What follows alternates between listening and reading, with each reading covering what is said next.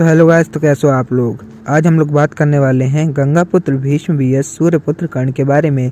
ये दोनों ही महाभारत काल के सबसे शक्तिशाली योद्धाओं में से एक थे। तो आज हम इस वीडियो में जानने वाले हैं कि कौन था महाभारत काल का सबसे शक्तिशाली योद्धा।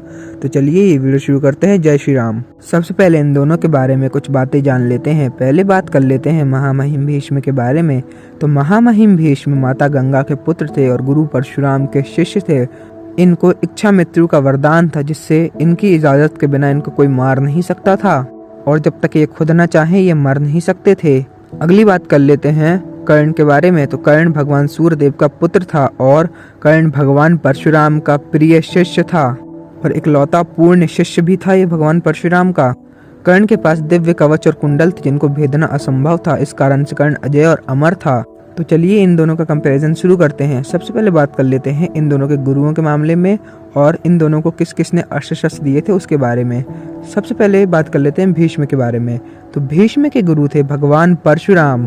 भगवान परशुराम ने भीष्म को युद्ध कला सिखाई थी और इसके अलावा कई सारे देवता, वसु और ऋषियों ने भी भीष्म को अस्त्र शस्त्र दिए थे और भीष्म के पूर्वजों ने भी भीष्म को एक अस्त्र दिया था। अब बात कर लेते हैं सूर्यपुत्र कर्ण के बारे में। तो सूर्यपुत्र कर्ण के गुरु थे भगवान परशुराम। माना जाता है भगवान परशुराम का प्रिय शिष्य कर्ण था और भगवान परशुराम का इकलौता पूर्ण शिष्य भी कर्ण था। और महाभारत में इसका मेंशन मिलता है कि भगवान परशुराम ने अपनी समग्र विद्या सिर्फ और सिर्फ कर्ण को ही सिखाई थी। भगवान परशुराम के अलावा कई सारे राक्षस, कई सारे गंधर्व, कई सारे असुर, कई सारे देवताओं ने भी कर्ण को अपने दिव्यास्त्र प्रदान किए थे महेंद्र पर्वत पे। गुरुओं के मामले में कर्ण भीष्म से थोड़ा आगे आता है क्योंकि भगवान परशुराम ने अपनी पूर्ण शिक्षा सिर्फ और सिर्फ कर्ण को सिखाई थी। अब बात कर लेते हैं इन दोनों के दिव्यास्त्रों के मामले में। सबसे पहले बात कर लेते हैं भीष्म के बारे में। भीष्म के पास था उसके पूर्वजों द्वारा दिया गया परशुपावास्त्र और इसके अलावा भीष्म के पास ब्रह्मास्त्र, ब्रह्मशीर अस्त्र, नारायणास्त्र, वैष्णवास्त्र और इन अस्त्रों के अलावा भी भीष्म के पास कई सारे दिव्यास्त्र थे। अब बात कर लेते हैं सूर्यपुत्र कर्ण के बारे में। तो सूर्यपुत्र कर्ण के पास भार्गवास्त्र, ब्रह्मास्त्र, ब्रह्मशीरास्त्र, नारायणास्त्र, पशुपतास्त्र, सर्पमुखी अस्त्र, वाशी शक्ति समेत कई सारे दिव्यास्त्र थे। माना जाता है भगवान परशुराम के समग्र दिव्यास्त्र कर्ण के पास थे। अस्त्रों और शस्त्रों के मामले में भी कर्ण भीष्म से आगे आते हैं। अब बात कर लेते हैं इन दोनों के मेंटल स्ट्रेंथ और फिजिकल स्ट्रेंथ के मामले में। तो भीष्म के पास काफ़ी ज़्यादा मेंटल स्ट्रेंथ था क्योंकि भीष्म के पास काफ़ी ज़्यादा एक्सपीरियंस था।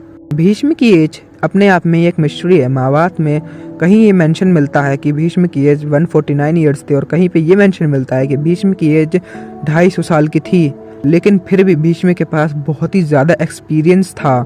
इससे हमें पता चलता है कि भीष्म का मेंटल स्ट्रेंथ बहुत ही ज़्यादा पावरफुल था और भीष्म बहुत ही ज़्यादा फिजिकली स्ट्रॉन्ग थे। उन्होंने भीम को भी काफ़ी अच्छी टक्कर दी थी। भीष्म ने कई बार प्रूफ किया है कि उनके पास बहुत ही ज़्यादा फिजिकल स्ट्रेंथ था।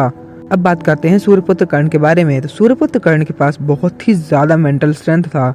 इसने भगवान परशुराम के श्राप तक को तोड़ दिया था। भगवान परशुराम के श्राप के बावजूद कर्ण ने 2 बार ब्रह्मास्त्र को आवाहित कर लिया था और अर्जुन पर चला भी दिया था। और इनकी फिजिकल स्ट्रेंथ के मामले में बात की जाए तो कर्ण के पास इतना फिजिकल स्ट्रेंथ था कि अपने अंतिम समय में कर्ण ने पूरी पृथ्वी को 4 अंगुल पर उठा दिया था। इन्होंने अनडिफिटेड जरासंध और भीम को भी मल्लयुद्ध में पराजित कर दिया था। मेंटल स्ट्रेंथ और फिजिकल स्ट्रेंथ के मामले में कर्ण भीष्म से आगे हैं, लेकिन एक्सपीरियंस के मामले में भीष्म कर्ण से आगे हैं। अब बात कर लेते हैं इन दोनों के धनुषों के बारे में। तो भीष्म के पास एक धनुष था जिसका नाम था गोवर्धन। भीष्म का यह धनुष मेनली इसकी प्रत्यंचा के लिए जाना जाता था। इसकी प्रत्यंचा से इसके जो तीर है वो हजारों गुना ज़्यादा शक्तिशाली हो जाते थे। और जो कर्ण के पास जो धनुष था वह था विजय धनुष, जो कि स्वयं महादेव का धनुष था। धनुषों के मामले में भी कर्ण भीष्म से काफ़ी ज़्यादा आगे आते हैं। अब बात कर लेते हैं इन दोनों की स्पेशल पावर्स के बारे में। तो भीष्म की सबसे बड़ी स्पेशल पावर थी वो थी उसकी इच्छा मृत्यु का वरदान, यानी कि जब तक वो भीष्म खुद न चाहे भीष्म मर नहीं सकते। और भीष्म का पूर्वजों के द्वारा दिया गया एक महाशक्तिशाली दिव्यास्त्र। और कर्ण की बात की जाए तो कर्ण का जो स्पेशल पावर थी वो थे सिर्फ कवच और कुंडल, जिनके कारण कर्ण को हराना असंभव था और कर्ण को मारना भी असंभव था। और कर्ण को भगवान परशुराम का आशीर्वाद था कि वो सभी क्षत्रियों में सर्वश्रेष्ठ बनेगा। और इसके अलावा कर्ण की जो स्पेशल पावर्स थी वो थी कर्ण के असंख्य दिव्यास्त्र और वो दिव्यास्त्र जो सिर्फ और सिर्फ कर्ण के पास थे। इस मामले में भी कर्ण भीष्म से आगे आते हैं।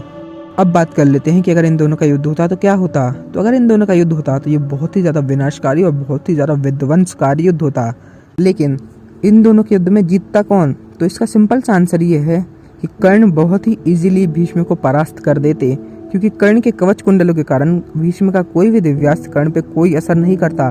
पर कर्ण अगर अपना भार्गवास्त्र चला देते तो भार्गवास्त्र में से करोड़ों अरबों तीर गिरते जो भीष्म को सरसैया पे ले आते। इसके अलावा भी सर्पमुखी अस्त्र जिसका वार कभी खाली नहीं जाता। भले वो भीष्म का वध न कर सके, लेकिन वह भीष्म को इतनी बुरी तरह तो घायल कर ही सकता था कि भीष्म वापस उठ के खड़े नहीं हो सकते थे। तो इस कंपैरिजन के हिसाब से कर्ण भीष्म से ज्यादा शक्तिशाली थे। तो आपको कौन सा वॉरियर ज्यादा पसंद है, कमेंट सेक्शन में बताइए।